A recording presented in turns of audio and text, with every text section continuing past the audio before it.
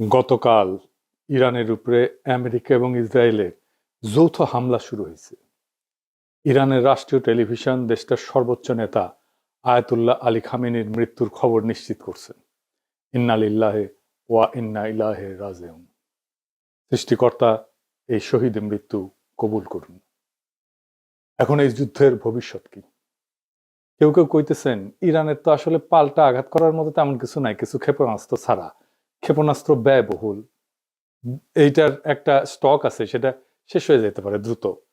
বিমান দিয়ে বোমা মারা অনেক বেশি কস্ট এফেক্টিভ, তাই এই যুদ্ধে ইরান টিকবে না। তার উপরে আমেরিকা আর ইসরায়েল একসাথে আক্রমণ করছে, আর ইরান ওইদিকে কাতার, বাহরাইন, জর্ডান, আরব আমিরাত, সৌদি আরব আর ইসরায়েলেও একসাথে পাল্টা আক্রমণ করছে। ইরান একা অসংখ্য শত্রুদের সাথে একসাথে লড়তেছে। একা এতগুলো রাষ্ট্রের সাথে একই দিনে যুদ্ধ বাধায় দেওয়ার ইতিহাস দুনিয়াতে আর একটা আছে কিনা মিলিটারি বিশেষজ্ঞরা বলতে পারবেন। আমি খুঁজে দেখছি, পাই নাই। এটি একটা অভাবনীয় যুদ্ধ। এমন যুদ্ধ আগে কখনো হয় নাই। ইরান একটা মরণ কামড় দিছে, এমন ভাবে যে আমি তো মরবই, তোমাদের সাথে নিয়ে মরবো, এই স্টাইলে। এই যুদ্ধে ইরানকে পরাজিত হবে, অন্য পরাশক্তিগুলো কি অবস্থান নেবে? আর আমেরিকা আসলে লাগলো কেন ইরানের পিছনে? আমেরিকার লাভ কি? এই জটিল রাজনীতি বুঝলে পরিষ্কার হয়ে যাবে বিশ্ব রাজনীতি, ভূ রাজনীতি এগুলো কি আসলে কিভাবে কাজ করে। আসেন আজকার আলাপ আল্লাহর নামে শুরু করি। আলোচনা শুরুর আগে আমরা একটু সংক্ষেপে জেনে নিই আগে কি কি ঘটছিল, তাহলে ইরানের সংকট কেন তৈরি হলো সেটা বুঝতে পারবো। ইরানের পারমাণবিক কর্মসূচি নিয়ে 2000 সালের দিক থেকে পশ্চিমা দেশগুলোর সঙ্গে একটা টানাপোড়েন চলতেছিল। অভিযোগ ছিল ইরান হয়তো পারমাণবিক অস্ত্র বানাইতেছে। পৃথিবীর প্রত্যেকটা দেশে পারমাণবিক কর্মসূচি আছে, কিন্তু বাংলাদেশেরও আছে। এটা শুধু বোমা বানাইতে লাগে না, ইলেকট্রিসিটি বানাইতে লাগে, আমাদের চিকিৎসার জন্য লাগে, ক্যান্সার চিকিৎসার জন্য লাগে, রেডিওথেরাপি মেশিনে লাগে, আপনারা জানেন, এক্স রের জন্য লাগে, এমনকি বুকে যে হার্টের ডাক্তারেরা স্টেন্ট বসায় না, ওই টাইমেও লাগে। স্টেন্ট লাগাইতে গেলে দেখবেন যে ডাক্তার, নার্স, টেকনিশিয়ানরা বুকে স্যারকোনা এরকম একটা ছোট বাক্সের মতো সাদা এটা পড়ে থাকে, রেডিয়েশন মাপে ওইটা। যাই হোক, ইরান পারমাণবিক অস্ত্র বানাবে এই ভয়ে জাতিসংঘ, ইউরোপিয়ান ইউনিয়ন, যুক্তরাষ্ট্র ইরানের উপরে কঠোর অর্থনৈতিক নিষেধাজ্ঞা দেয়। ইরানের তেল রপ্তানি কমে যায়, ব্যাংকিং ব্যবস্থা প্রায় বিচ্ছিন্ন হয়ে পড়ে, অর্থনীতি স্থবির হয়ে যায়। এই অচল অবস্থা কাটাইতে 2015 সালে ইরান এবং 6 বিশ্বশক্তির মধ্যে একটা চুক্তি হয়। এটা চুক্তিটার নাম ছিল JCPOA, মানে হইতেছে joint comprehensive plan of action. কি ছিল সেই চুক্তিতে? চুক্তির মূল কথা ছিল ইরান তার পারমাণবিক কর্মসূচি সীমিত করবে, আর বিনিময়ে নিষেধাজ্ঞাটা উঠবে। পারমাণবিক কর্মসূচি সীমিত রাখা মানে প্রকৃতিতে যে ইউরেনিয়াম পাওয়া যায়, মানে যেটা থেকে পারমাণবিক শক্তি আসে আর কি, ওইটা দিয়ে কিছু হয় না। ওইটাতে ঘন করা লাগে, ঘন ঘন। মানে ধরেন চিনি ছাড়া চা হইতেছে প্রাকৃতিক ইউরেনিয়াম, পাইনসা চা হইতেছে অল্প সমৃদ্ধ ইউরেনিয়াম, মানে একটু ঘন হয়েছে। হালকা মিষ্টি চা হইতেছে মাঝারি সমৃদ্ধ ইউরেনিয়াম, আর কড়া মিষ্টির চা হইতেছে বোমা তৈরির গ্রেডের অতি সমৃদ্ধ ইউরেনিয়াম। এটা কেমনে ঘন করে এই ইউরেনিয়াম? মানে মাখন তোলা দেখেছেন না, যে ঘুটা দিয়ে ঘুরায়, ঠিক ইনকে ঘুরে ঘন করে। ইরান রাজি হয় যে এই ইউরেনিয়াম সমৃদ্ধকরণটা মাঝারি পর্যায়ে রাখবে, মানে যেটা দিয়ে আরামসে বিদ্যুৎ বানানো যাবে, চিকিৎসার কাজ করা যাবে। এবং আন্তর্জাতিক পারমাণবিক সংস্থা যেটা জাতিসংঘের IAEA, ওইটাকে কঠোর নজরদারির সুযোগ দিবে। নজরদারি চলতেছিল। এর ফলে চুক্তি স্বাক্ষর করার পর একটা বড় অংশের আন্তর্জাতিক নিষেধাজ্ঞা উঠায় নেওয়া হয়। ইরানের তেল রপ্তানি বাড়ে, বিদেশি বিনিয়োগও আসে। কিন্তু 2018 সালে ট্রাম্প এই চুক্তি একতরফাভাবে বাতিল করে দেয়। যুক্তি ছিল চুক্তিটা যথেষ্ট কঠোর না, মানে ট্রাম্পের পছন্দ মতো, মন মতো হয় না। আবার নিষেধাজ্ঞা আরোপ করা হয়। ইরান দেখে, আচ্ছা আমিও তো তাইলে ইউরেনিয়াম ঘন করব, আমার তো লাভ নাই, চুক্তিতে তো আমি নাই। তারা পারমাণবিক বোমা বানানোর মতো ঘন করে ফেলে ইউরেনিয়াম। কাছাকাছি ইরানের যুক্তি, আমেরিকা আগে চুক্তি ভাঙছে, আবার নিষেধাজ্ঞা দিছে, তাই বাধ্য হয়ে প্রতিক্রিয়া দেখাইতেছি। চুক্তি ভাঙার দায় যুক্তরাষ্ট্রের। এখন যুক্তরাষ্ট্র কি চায়? এক নাম্বার, ইরান যেন ইউরেনিয়াম আর সমৃদ্ধ না করে, মানে ঘন না করে। এটাই শেষ না, তার মজুদ যেটা আছে সেটা যেন কমায়। এটাই শেষ না, আবার কঠোর নজরদারিতে যেন রাজি হয়। এখানেই শেষ না, সে যেন তার ব্যালিস্টিক মিসাইলের কর্মসূচি ত্যাগ করে, এটা যেন আর না বানায়। আর কে? এটাই শেষ না, হিজবুল্লাহ আর ইয়েমেনের হুতিদের যেন সাহায্য না করে। আবার ইসরায়েল দাবি করে ইরানের পারমাণবিক অবকাঠামো পুরো চূর্ণ বিচূর্ণ করে দিতে হবে, এটা শেষ করে ফেলতে হবে, মাটির সাথে মিশাই দিতে হবে। একটা দেশে বাইরের দুইটা রাষ্ট্রের ইচ্ছা মতো চলতে হবে। আমেরিকা ইসরায়েল যা চাইবে তাই চলতে হবে, এটা কোনো মর্যাদা সম্পন্ন দেশ করবে না। এবার আসেন দেখি আসল প্রশ্ন, আমেরিকা ইসরায়েল কি ইরানকে হারাইতে পারবে?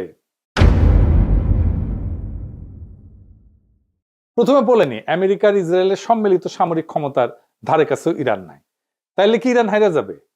না, এই প্রশ্নের উত্তর অত সহজে দেওয়া যাবে না। আসেন আমরা আলাপটা শেষ করলে বুঝবেন আসলে ইরান হাইরা যাবে কিনা। যুদ্ধ তো শুধু অস্ত্রের কস্ট বেনিফিট অ্যানালাইসিস না, যুদ্ধ রাষ্ট্রের কাঠামো, ইতিহাস, ভূগোল, মনস্তত্ত্ব সব মিলে একটা পূর্ণাঙ্গ সমীকরণ। আর সেই সমীকরণে ইরানকে সহজে হারানো খুবই কঠিন, প্রায় অসম্ভব। কেন? আমাদের একটু ইতিহাসে ফিরে যেতে হবে। ইরানকে বুঝতে হইলে 1953 সাল থেকে শুরু করতে হবে, যখন ইরানের তেলের মালিকানা ইরানের ছিল না, ব্রিটিশ কোম্পানি ছিল। বিপি নাম দেখেন নাই যে, এর ছিল মালিকানা ব্রিটিশ পেট্রোলিয়াম।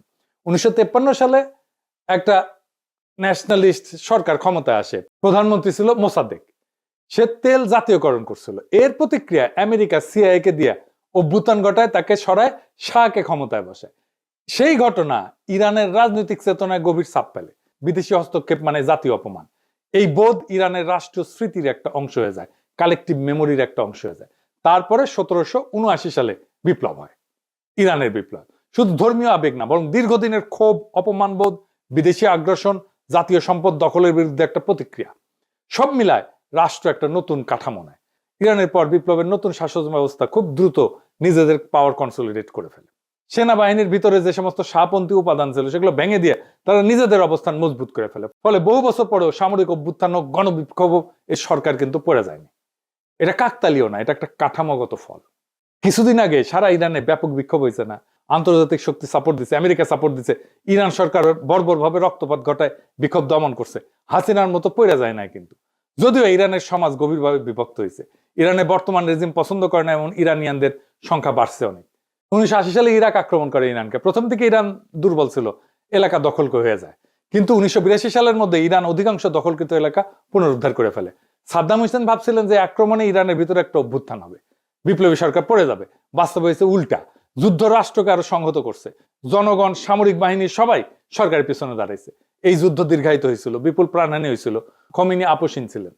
তিনি আমেরিকা সোভিয়েত দুই শক্তিকে গ্রেট শয়তান বলছিলেন। এর ফলে ইরাক ইরান যুদ্ধের সময় আমেরিকা, সোভিয়েত ইউনিয়ন, আরব রাষ্ট্র অনেকেই ইরাককে সাহায্য দেয়। সেজন্যই যুদ্ধটা দীর্ঘ হয়। তবুও ইরান রাষ্ট্র হিসেবে ভেঙে পড়েনি, বরং দীর্ঘ যুদ্ধ তাকে আরো যুদ্ধ সহনশীল রাষ্ট্রে পরিণত করছে। এই আক্রমণ ইরানকে আরো সংহত করবে কিনা সেটা আগামী কয়েকদিনের দুনিয়া দেখবে। খামেনির মৃত্যুর পরে কি ঘটবে এখন অনুমান করা শক্ত, কিন্তু সম্ভাব্য সিনারিও কি হইতে পারে সেটা আমরা একটু আলাপ করতে পারি।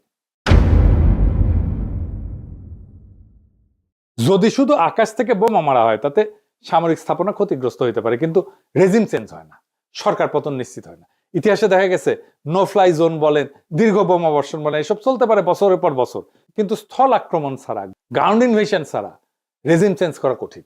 ইরানে গ্রাউন্ড ইনভেশন কেন কঠিন? প্রথমত ভূগোল। স্থল পথে ইরানে ঢুকতে গেলে পশ্চিম ইরানের দীর্ঘ জাগ্রস পর্বতমালা অতিক্রম করতে হবে। পাহাড়ি ভূখণ্ডে বড় আকারের সেনা, ট্যাঙ্ক, সরবরাহ লাইন এগুলো এগায় নেওয়া খুব কঠিন। সরু গিরিপথ থাকে, উঁচু নিচু পথ থাকে। এখানে যারা প্রতিরক্ষা করে, ডিফেন্স করে, তাদের বেশি সুবিধা। ইরান মূলত একটা বিশাল উচ্চভূমি, চারপাশে পর্বতমালা, মাঝখানে মরুভূমি, আর জনবসতি অনেক জায়গায় পাহাড়ের ভেতরে আড়ালে। এই ভূগোল আক্রমণকারীদের জন্য তিনভাবে বিপজ্জনক।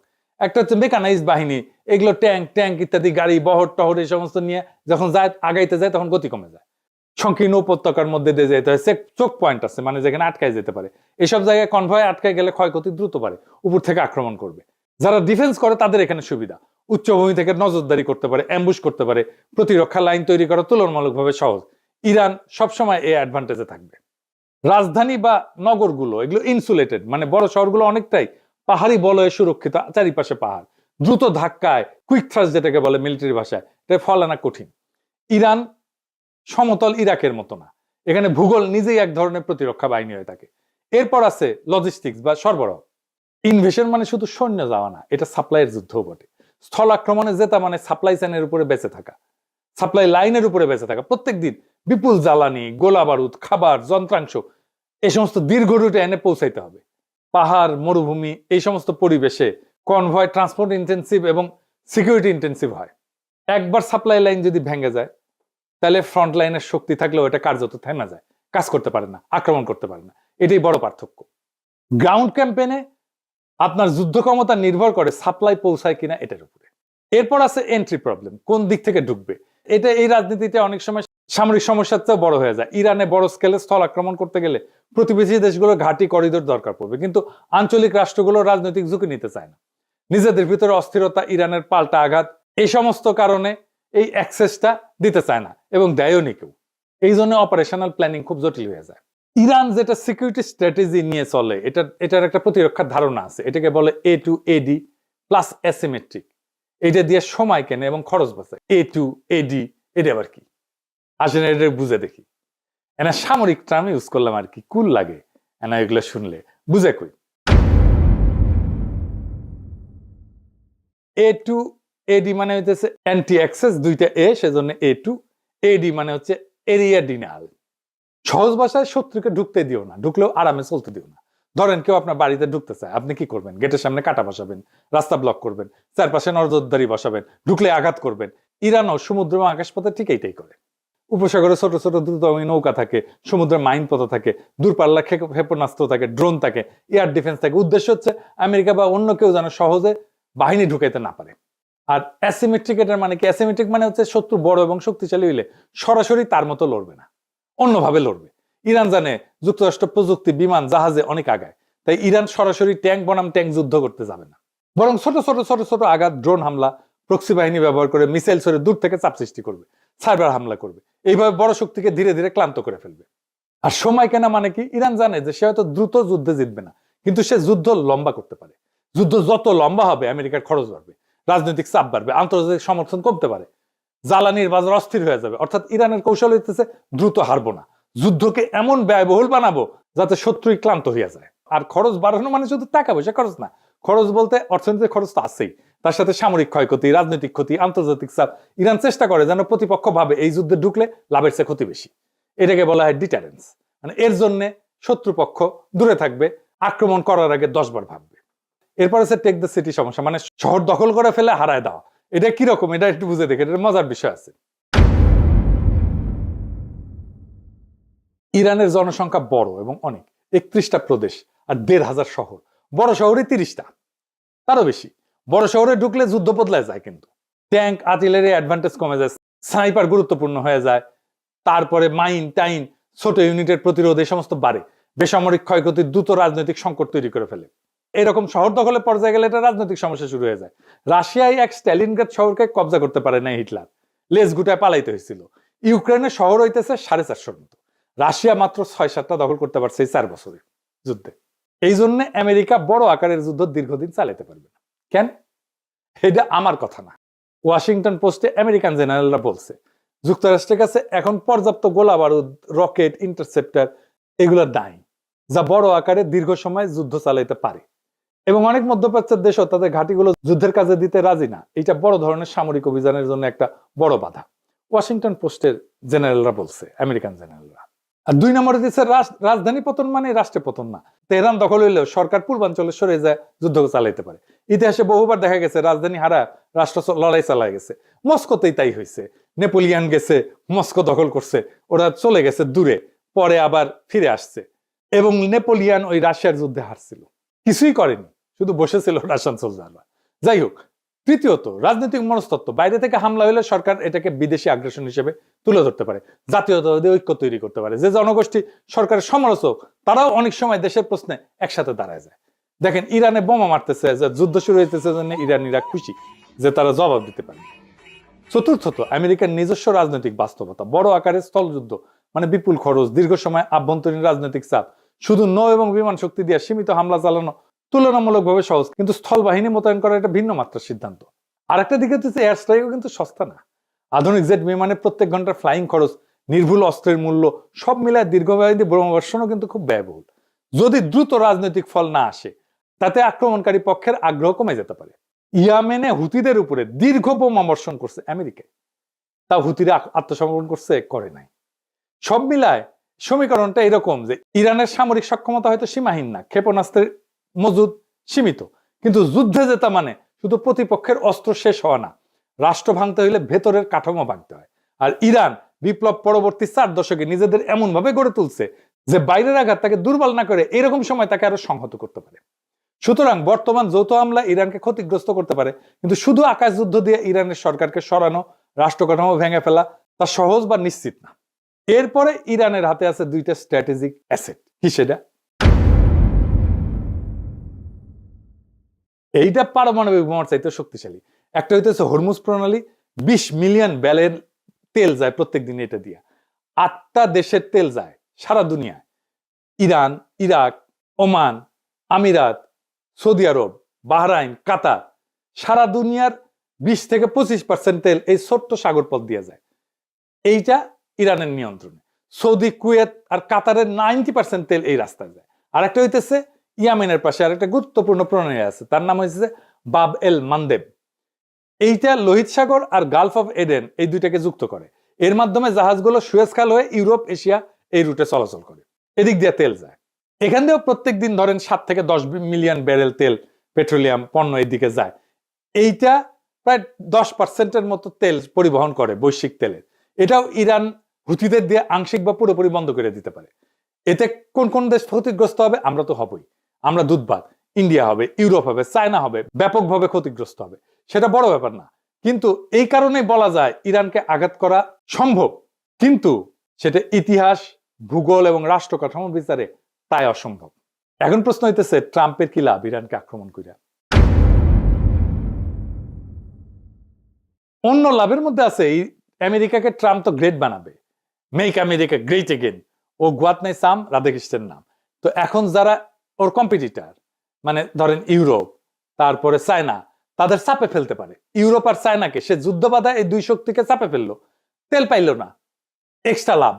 তাদের ইকোনমি চাপে পড়বে, ইউরোপ এবং চায়নার ইকোনমি চাপে পড়বে এই যুদ্ধের কারণে, কারণ তাদের জ্বালানি আসবে না। ইউরোপ আর চায়নার ইকোনমি দারুণভাবে ক্ষতিগ্রস্ত হবে। আর ইন্ডিয়া আমার অনুমান সিস্টেম করে আসছে ও মোদির সফরে, আবার হয়তো রাশিয়ান তেল নিবে, এই কনসেশন দিয়ে আসছে। ট্রাম্প তো কিছু না পাইলে কিছু দেয় না। একবার তো নেতা নেওয়ার মনোরঞ্জনের জন্য নাচছিল মোদি, এপস্টেইন ফাইলে আসিছে। এইবার আমার অনুমান আফগানিস্তান আর পাকিস্তানের মধ্যে যুদ্ধটা ওই মোদি লাগাইছে, পাকিস্তানকে সীমান্তে বিজি রাখবে। এখন তালেবান আর ইন্ডিয়া তো জিগরি দোস্ত, পাকিস্তান যেন কোনোভাবে আর এইদিকে নজর দিতে না পারে, সাহায্য করতে না পারে ইরানরে। সে তো আবার ইরানের বন্ধু। আবার ভারতীয় রাষ্ট্রায়ত্ত company India Ports Global Limited, সে ইরানের চাবাহারের শহীদ বেহেশতি টার্মিনাল পরিচালনা করে। ভারত সেখানে ক্রেন, কার্গো হ্যান্ডলিং এই সমস্ত ইকুইপমেন্ট বসাইছে। এখান থেকে কোনো গোয়েন্দা তথ্য নিতে পারে। এই পোর্ট হয়তো তাদের কাজে লাগতে পারে ইসরায়েলের। ইরানের এই পোর্ট ম্যানেজমেন্টের দায়িত্ব তো উচিত হয় নাই দেওয়া ইন্ডিয়ারে, ইরানের। ওরা তো আবার সবার বেশি বুঝে। আবার ওমানের ডোকোমেও একটা পোর্ট আছে যেখানে লজিস্টিক অ্যাক্সেস আছে, মেইনটেনেন্স অ্যাক্সেস আছে ইন্ডিয়ার। এটা আবার হরমুজ প্রণালীর জাস্ট বাইরে। ফলে পারস্য উপসাগরের উত্তেজনা হইলে বিকল্প অপারেশন পয়েন্ট হিসেবে এটা কাজ করতে পারে। হয়তো ইন্ডিয়া এই পোর্টগুলো থেকে কোনো সাহায্য দিবে ইসরায়েলকে, আমেরিকাকে, হইতে পারে গোয়েন্দা তথ্য বা লজিস্টিক্স। ইরান হয়তো সামরিক দিক থেকে দুর্বল, কিন্তু ইরান কোনো ফাঁকা মরুভূমি রাষ্ট্র না। 1953 সালের অপমান, 1979 সালের বিপ্লব, 8 বছরের যুদ্ধ, এই রাষ্ট্রের ডিএনএতে বেঁচে থাকার রাজনীতি বসে আছে। খামেনি নিহত হয়েছে, তাহলে হয়তো নেতৃত্ব বদলাবে, কিন্তু রাষ্ট্র কি ভেঙে পড়বে? ইতিহাস বলে খুব সহজ না। যদি শুধু আকাশ হামলা হয়, অবকাঠামো ক্ষতিগ্রস্ত হবে, কিন্তু রেজিম চেঞ্জ এটা স্থল আক্রমণ ছাড়া প্রায় অসম্ভব। ইরান হয়তো দুর্বল, কিন্তু কোন ঠাসা রাষ্ট্র সবচেয়ে বিপজ্জনক হয়? এই যুদ্ধের ফল নির্ভর করবে কে বেশি শক্তিশালী তার উপরে না, বরং কে বেশি সময় ধরে টিকতে পারবে তার উপরে। আর বিশ্ব রাজনীতি আজ আবার প্রমাণ করছে ভূ রাজনীতি মানে মানচিত্রের রেখা না। ভূ রাজনীতি মানে শক্তি, স্মৃতি, অর্থনীতি আর প্রতিরোধের সমীকরণ। আসন্ন দিনগুলো নির্ধারণ করবে এটা কি একটা সীমিত সামরিক অভিযান নাকি নতুন এক বৈশ্বিক অস্থিরতার সূচনা। আল্লাহ আমাদেরকে সবাইকে হেফাজত করুন। এই রক্তক্ষয়ী যুদ্ধ বন্ধ হোক। ইনকিলাব জিন্দাবাদ।